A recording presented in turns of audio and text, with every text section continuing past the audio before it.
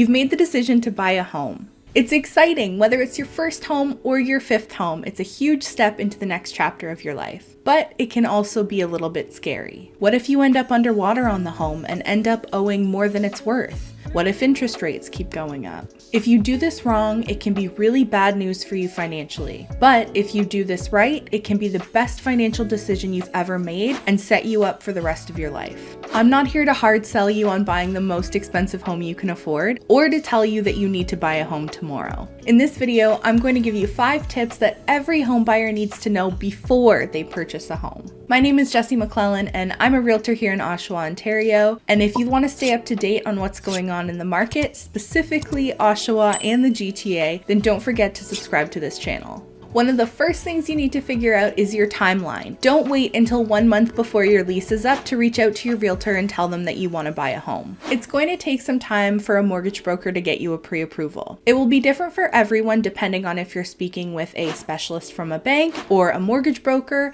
and how quickly you're able to get them the information that they've requested from you. Most people will have their number within 1 to 2 weeks. Then it's time to go house shopping, which can take 2 days, 2 weeks, 2 months. It's really going to depend on your requirements, your budget, and your market. The more time you can give yourself, the better though.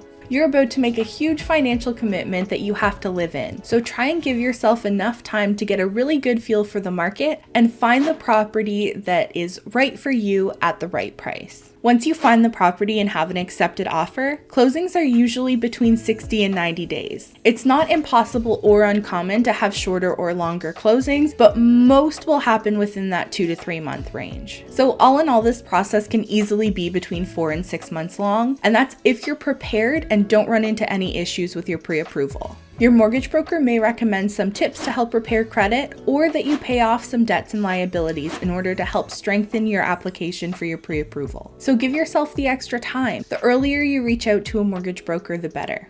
It doesn't cost you anything, you're not committing to anything, it just gets you pointed in the right direction so that when you do decide that it's time to buy a home, you're ready to go. While we're talking about pre-approvals, I might as well mention my second tip, which is you don't have to purchase a home at your max pre-approval.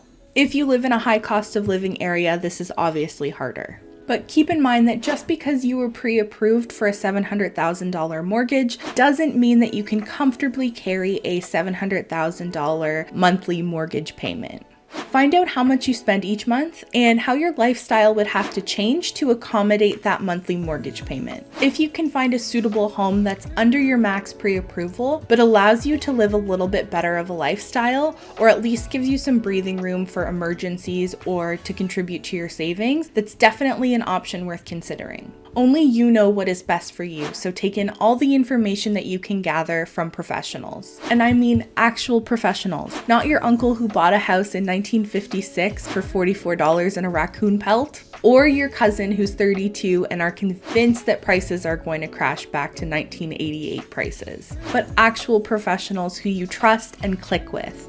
And take that information and decide what's going to be best for you and what's going to help you reach your goals faster. That brings me right to my next point, which is, what are your house goals? And I don't just mean, do you want a cute condo downtown or to live 4 hours deep in the bush fighting off an army of mosquitoes and horseflies every day.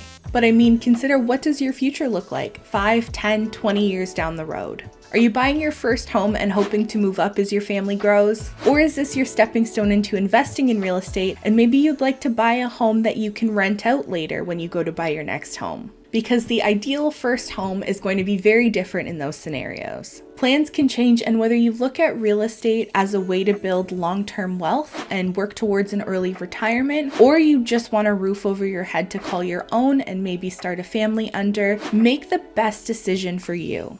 The fourth tip is something that is often overlooked, especially when buyers are really excited and in the moment, or if they're feeling rushed and worried that they're going to miss out, and that is resale value. I don't care if you're buying your first home or the home that you think you'll be retiring in, you need to put some consideration into the resale value.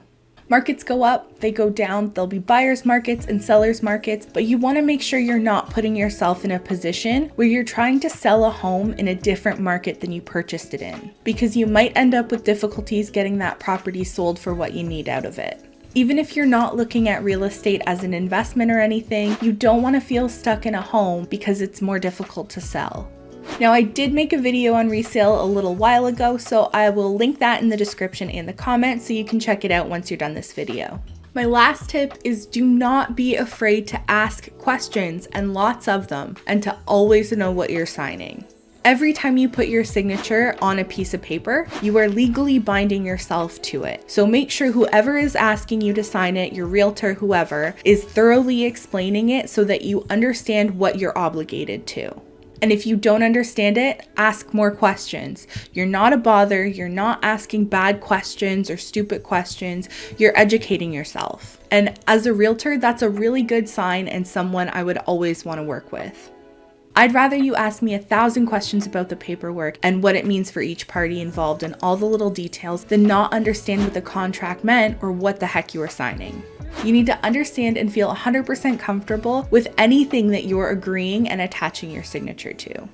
If you want to go more in depth on the home buying process, there's a link in the description as well as a pinned comment where you can check out our home buyer's guide. It's free to download and it's packed from front to back with information about every single step of the process with some checklists in there for you as well. If you have tips for home buyers that you think would be helpful, leave the comment below and let them know what it is. Let's share as much information with each other as possible to help everyone make better, more informed and educated real estate decisions. I hope you found this video helpful. If you enjoyed it, please hit that like button and subscribe to our channel. Thank you so much for watching and I'll see you in the next one. Bye.